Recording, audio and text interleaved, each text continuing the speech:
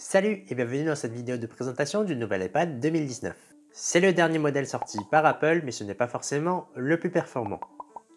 Alors, pourquoi je me suis pris ce modèle qui est doté d'un processeur d'un iPhone 7 plutôt qu'un iPad Air ou d'un iPad Pro qui est doté de la dernière puce de chez Apple, la 12X Bionic? C'est ce que vous verrez dans cette vidéo. Aussi, j'organise un jeu concours dans ma dernière vidéo que vous pouvez retrouver ici où vous pouvez gagner un des 5 lots mis en jeu. Alors n'hésitez pas à la consulter et à vous inscrire, la date de fin étant fin février. Chez Apple, il existe 4 types de tablettes. Vous avez l'iPad mini, l'iPad, l'iPad Air et l'iPad Pro. Esthétiquement parlant, mis à part l'iPad Pro, il n'y a aucune évolution majeure de l'esthétique en 10 ans d'existence de ces tablettes. Avant de passer sur ce modèle, je possède l'iPad mini premier du nom qui est sorti en 2012 et qui a du coup 8 ans d'âge. Et concrètement, si on met les deux à côté, il n'y a vraiment aucune différence visuelle notable. Du coup, en déballant ce nouveau produit, il n'y a pas eu d'effet waouh à la sortie et je me suis juste dit, je me suis encore acheté un truc que j'avais déjà à la maison. C'est super! Au passage, c'est assez galère d'ouvrir la boîte, mais bon, on y arrive au bout d'un moment. Si vous attendiez une évolution de ce côté-là, il faudra plus vous diriger vers la gamme des iPad Pro, voire l'iPad Air qui est beaucoup plus fin et plus léger en main. Sur le dessus, on retrouve un écran de 10,2 pouces d'une résolution de 2160 par 1620 avec 264 pixels par pouce. À l'arrière, vous avez un revêtement qui est résistant aux traces de doigts et du coup elles ne se verront presque pas, contrairement à l'avant où ça se voit énormément au bout de quelques touchés seulement dessus. La compatibilité avec l'Apple Pencil de première génération est aussi possible avec ce nouveau modèle. Dans les classiques, on a la batterie de 8827 mAh et de la mémoire vive de 3 Go à l'intérieur, ce qui est 1 Go de plus par rapport au modèle 2018. Sur le bas, on retrouve le Touch ID avec un bouton physique ainsi que deux haut-parleurs qui offrent une meilleure expérience multimédia qu'un haut-parleur seul. À l'arrière, on a le classique, un appareil photo de 8 mégapixels avec une ouverture de 2,4 mm qui permet de filmer des HD en 1080p à 30 images par seconde ou des ralentis de 720p à 120 images par seconde. Il est aussi doté d'une stabilisation pour les photos et les vidéos ainsi qu'un zoom x3. Deux micros situés à l'arrière et sur le dessus de la tablette vous permettent d'effectuer des bons enregistrements vocaux pour les appels ou les vidéos. Enfin, le très classique connecteur Lightning qu'on retrouve sous la tablette. Pour finir sur l'unboxing, on va retrouver le manuel qui va vous donner des instructions sur le nouveau fonctionnement de iOS 13, mais c'est pas vraiment utile de le lire puisque tout ce qui est indiqué dessus avec les schémas, vous les retrouverez lorsque vous procéderez à l'installation de l'iPad.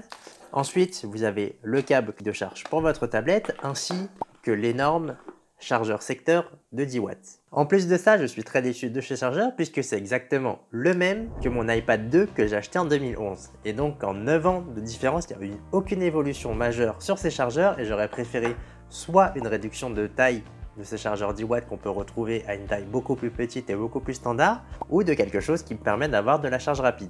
D'ailleurs, pour l'anecdote, sur l'iPad mini que je me suis acheté en 2012, il n'y avait aucun chargeur qui était fourni avec. Donc on va dire que c'est quand même sympa qu'ils vous mettent le petit chargeur de 10 watts quand même. Prendre ce nouvel iPad 2019 en 2020 pour moi est une valeur sûre et il vous offre la garantie que celui-ci fonctionnera très bien pendant encore 5 ou 6 ans, même s'il partage le même processeur que l'iPad 2018, l'A10 Fusion. Aussi, avec iOS 13 et son intégration sur tablette, je trouve que ce système commence à arriver à maturité, même s'il y a encore quelques points à améliorer pour offrir une vraie expérience de tablette comparée à une expérience mobile, mais pour le coup je trouve que cette nouvelle version offre et ouvre de très grandes portes par rapport à ses précédentes versions et surtout sur le marché des tablettes. En plus d'avoir un écran plus grand que son prédécesseur, on peut enfin utiliser la tablette comme un mini ordinateur mobile. Si vous avez déjà essayé de faire du traitement de texte sur tablette avec un clavier et ensuite tapoter sur l'écran avec le doigt, vous savez de quoi je parle. Avec iOS 13, Apple offre la possibilité à une grande majorité d'accessoires d'être compatibles avec sa tablette. Vous pourrez connecter vos manettes, vos claviers ou vos souris sans qu'il n'ait besoin d'être certifié MFI Made for iPhone. Par contre, on peut regretter que cette tablette va embarquer moins de fonctionnalités qu'on va retrouver soit sur l'iPad Air qui est sorti avant ce modèle, soit sur l'iPad mini, comme par exemple le True Tone, qui permet d'avoir un rendu de couleur beaucoup plus fidèle à la réalité et en plus qui s'adapte à votre environnement ambiant. Mais pour le coup, ça reste pour moi un gadget et esthétique. Le gap déjà que j'ai fait entre un iPad mini et un écran Retina sur ce modèle 2019, il est déjà assez grand pour que je sois satisfait. Si vous n'avez jamais entendu parler de Shadow, j'ai fait des vidéos à ce sujet que vous pourrez trouver ici, et c'est une solution de cloud gaming qui permet, grâce à Internet, d'avoir à disposition la puissance d'un ordinateur récent au service de vos applications mobiles. En l'associant avec une manette de Xbox ou un clavier souris, je peux transformer ma tablette iPad en console de jeu, voire ordinateur PC où je pourrais jouer à tous mes jeux PC dessus. En termes de performance, surtout au niveau des processeurs et de la mémoire vive, même si ce n'est pas le dernier processeur, la puissance et la fluidité qu'offre cette tablette est largement suffisante et très agréable à l'heure actuelle.